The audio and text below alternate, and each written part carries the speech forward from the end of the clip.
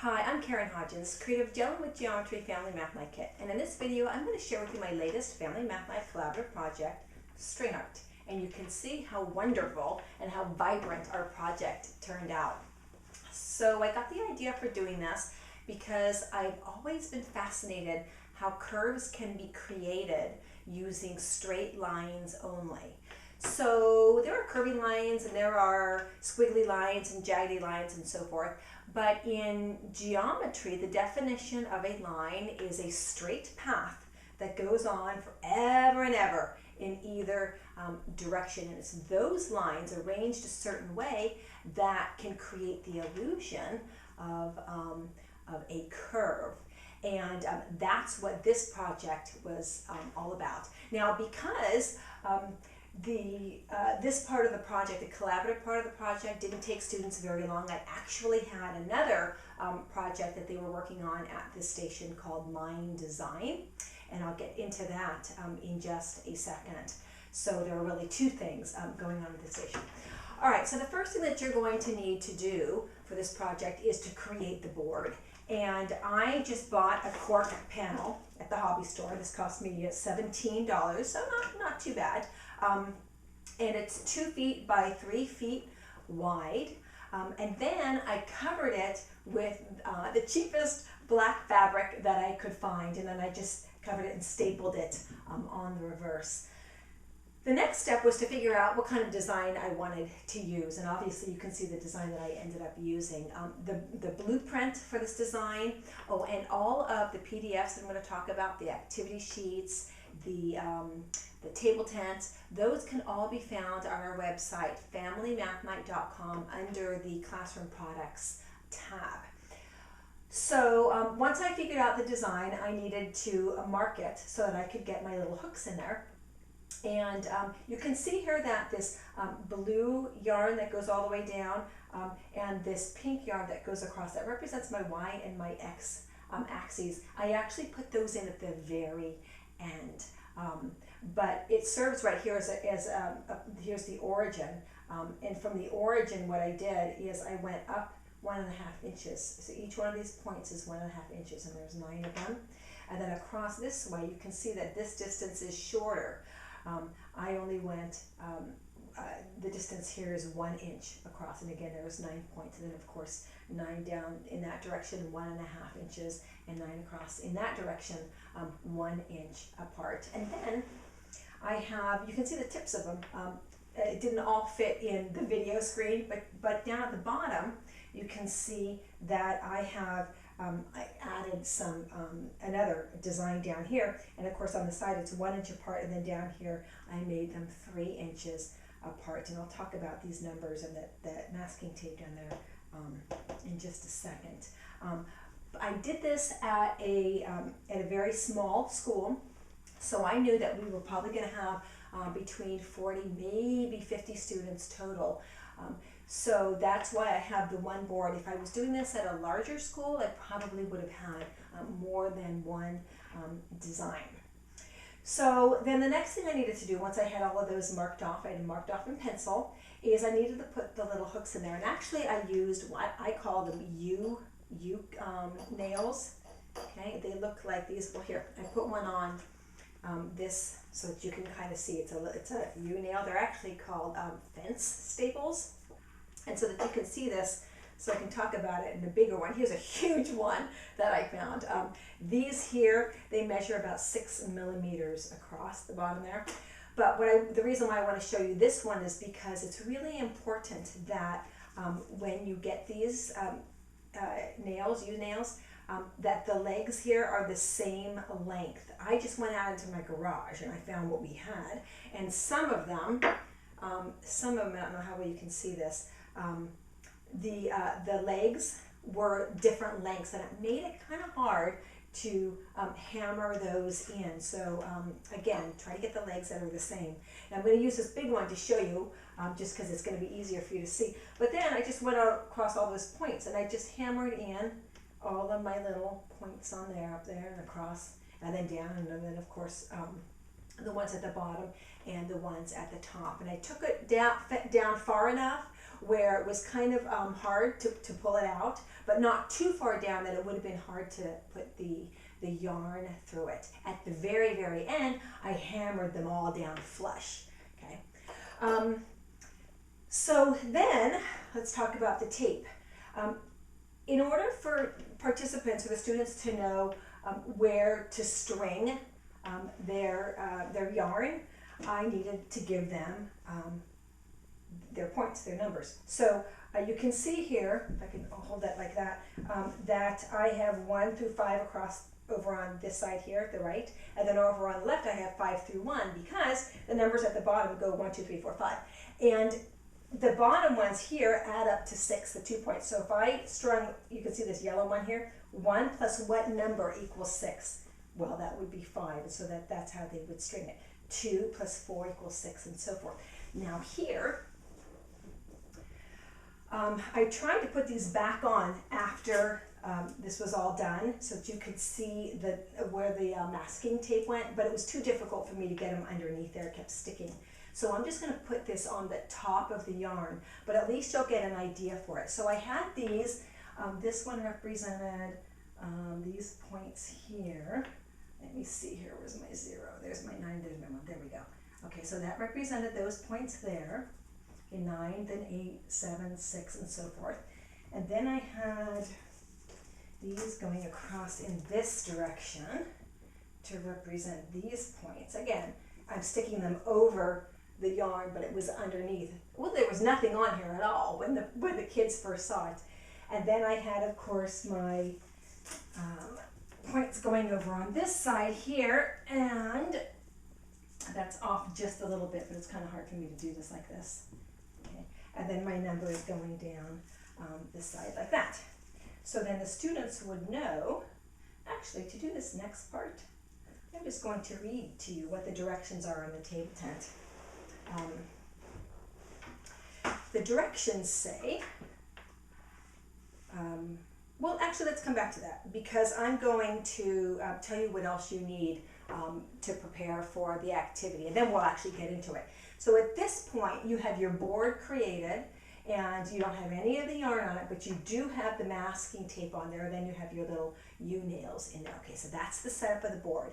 Now, to prepare for the activity, you're also going to need to collect a whole bunch of colorful pencils, super sharpened, and I actually had a pencil sharpener there at the station as well because the line design works best if those pencil tips are really sharp. And then I had erasers and scissors, and the scissors obviously is going to be to cut the yarn, but I also had one pair of really good scissors, and the station facilitator, I had 2 of them at this station, but they were the only ones that were allowed to touch these scissors. I also made sure that I brought that hammer with me just in case any of these little U-nails came out, and it happened twice during the event, so I was really glad that I had that there.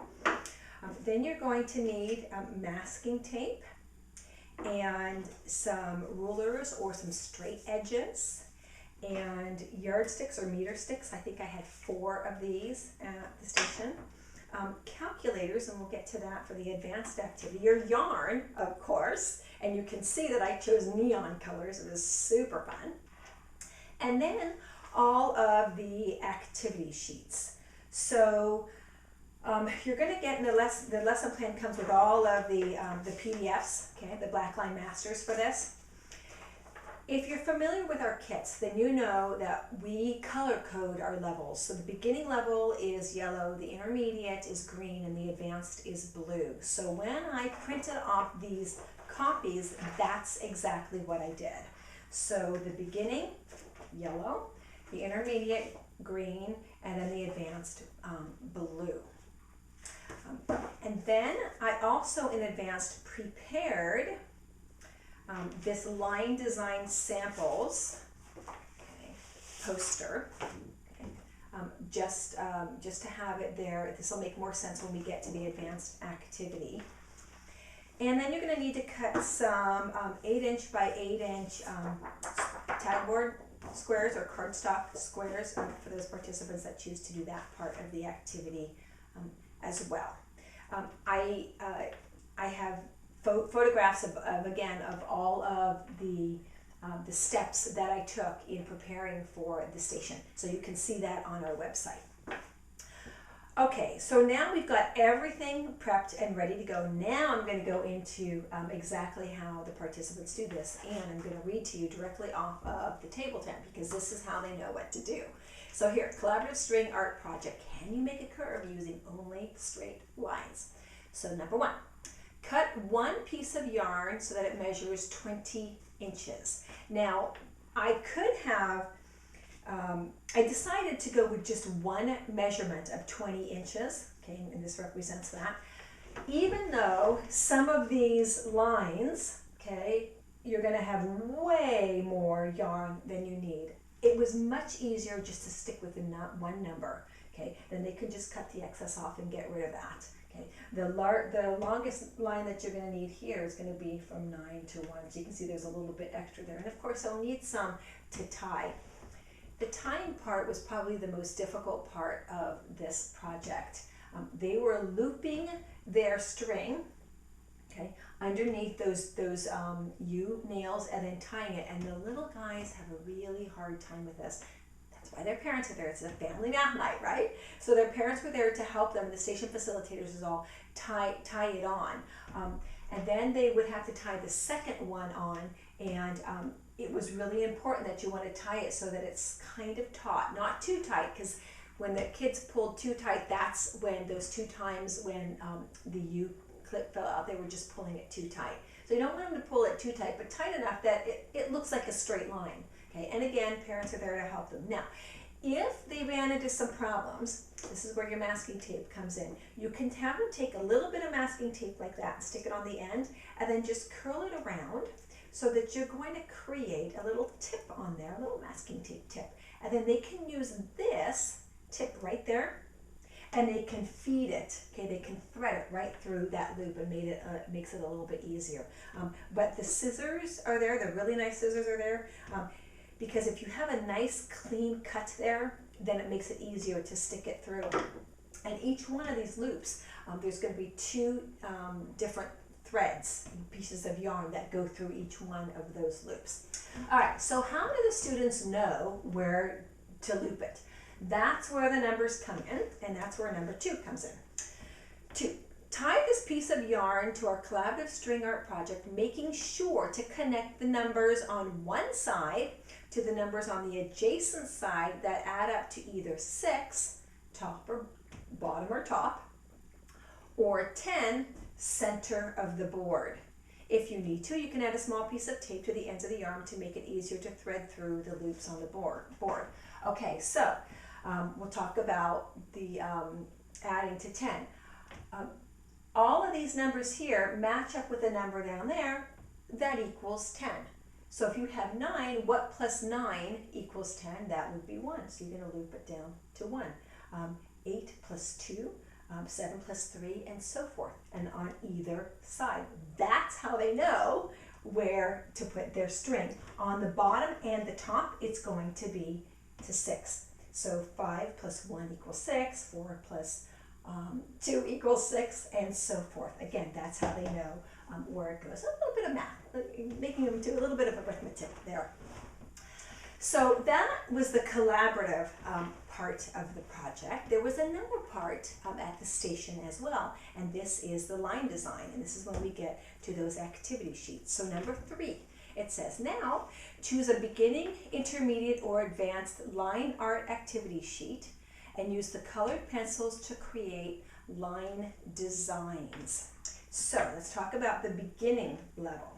Okay? So here is the line design for the beginning level. Okay, and it's pretty simple. It's very similar to this one here. The directions say use a straight edge and a pencil to draw lines connecting the numbers on one side to the numbers on the other side that add up to 10.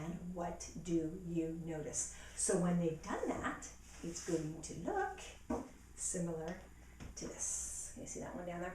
Those lines. And what do you notice? It creates that beautiful curve right there. Now, I don't know if you can see this, but at the top here, okay, I actually found this at the table at the end of the event and I grabbed it.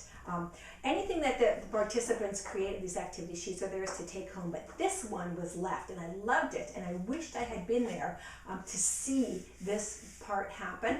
But a parent wrote at the top here, 1 plus 9 equals 10, 3 plus 7 equals 10, 5 plus 7, and all of the different combinations to 10 at the top here.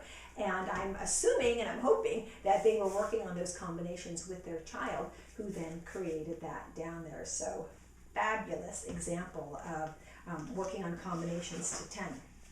Okay, so at the intermediate level, okay, that's green. Okay, there's two parts to this one. The first part's very similar to the one that I just showed you at the beginning level, only it's kind of like a mini version of it. Now, I decided to change the angle, okay, of these two lines right here. And so now they get to kind of figure out, well, now what's going to happen, you know, when I draw those lines in there. And then part 2, it says down here, turn over for part 2, and here's part 2. Part 2 is very similar to this first one up here, except notice that the lines are different lengths, and that's exactly what we have going on here. Okay, this line here is longer than that line there. Okay, and then they get to connect those and then see the curve that's created with that one. Okay, at the advanced level, there's gone even a little bit more creative. Okay, so they've got this shape to do, and they're going to end up creating 3 very beautiful curves there. And then on the reverse side, actually let me show you this one in a second. The reverse side, it looks like this. So now this is a little bit challenging, and so to help them, I actually created this diagram here so that they know what the different sections are.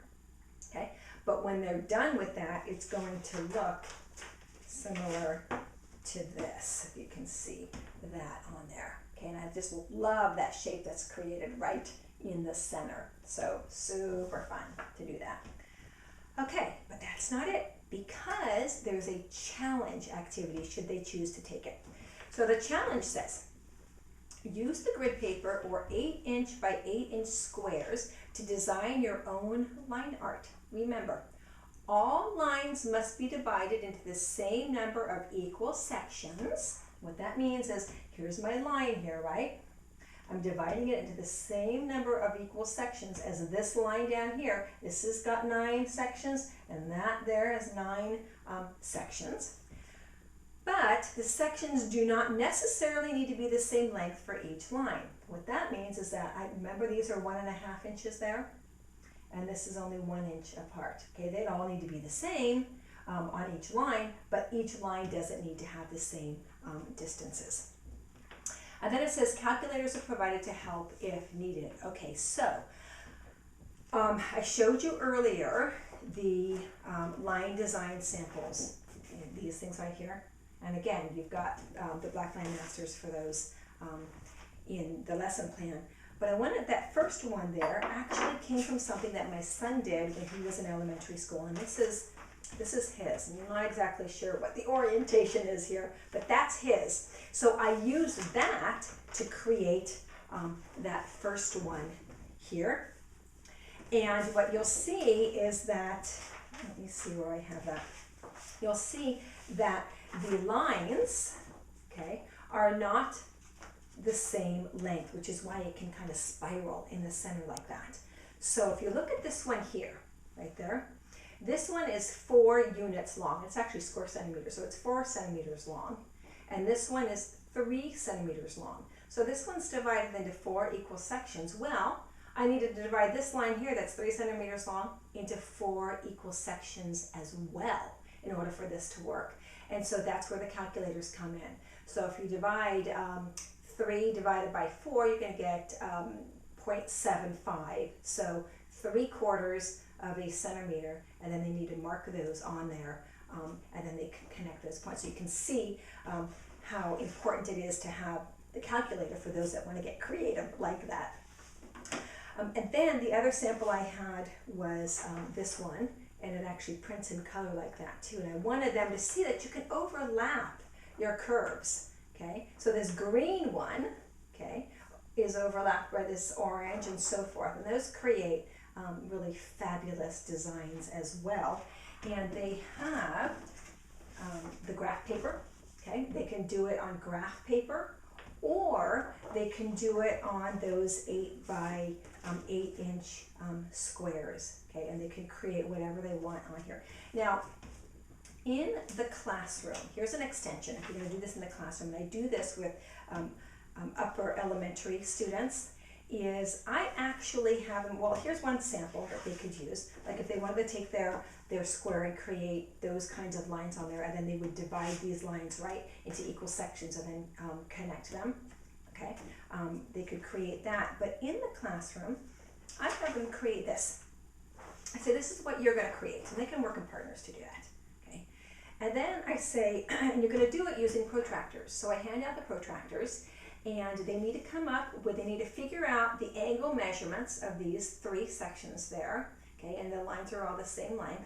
And of course, if a circle is 360 degrees, then 360 divided by these 3 angles is going to be 120 degrees. So each one of these needs to be 120 degrees. And you can see, remember back with this intermediate, this advanced one here, that's the exact same thing. Only here, I did it for them. In the classroom, as a challenge, I have the students figure it out themselves, and then I give them the protractors to do that. So just a little extension for the classroom if you're interested in that. So the very, very last thing that I want to talk about are those curves, and tying a little bit of math, because many of these curves, in fact, that first curve that we did, and here's another way to show it to you, is called a parabola, okay? And a parabola is simply a symmetric curve, okay? It's actually mathematically, it's the graph of a quadratic equation.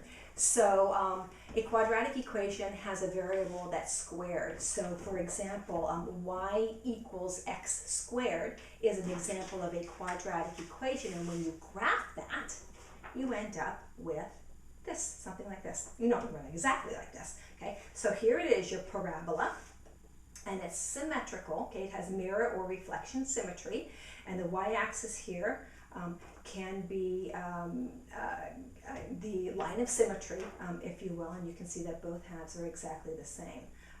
So that's an example of a quadratic equation graphed. So in order to create a parabola, the distances on the lines need to be exactly the same. So the distances here are exactly the same as the distances there, which makes that a parabola. These are not, this is not a parabola here, because these distances here are greater than the distances there. The reason I like to bring this up with students, especially in the classroom, is because we are surrounded by parabolas, and I want them to start looking for them. So I talk about one of the most famous parabolas that they're familiar with, and that is the Golden Arches. So McDonald's, right? They all go, yeah, that's right. I live near San Francisco, so the cables on the Golden Gate Bridge make a beautiful parabola. When you swing on the swing, okay, the line that you're creating there is a parabola. If you take a hose in the middle of summer or winter, whenever you want to do it, and you turn on the water, when the water shoots up, okay, the arc that it makes is a parabola. When you throw a ball, this one's kind of hard to see, but when you throw a ball, the trajectory is in the line of a parabola. On a telescope, the lens has the shape of a parabola, or satellite dishes have the shape of a parabola. And all of those can have a quadratic equation that goes with them. But I want, because this is the elementary grades, I'm not getting into any of that stuff. I just want them to start looking and observing and seeing and making a connection between the math part and the world around them. So super fun. It was a great activity, and you can see the result of it was fabulous. And so now I get to go deliver this to the school, and I'm excited about that. So if you do the activity, have fun.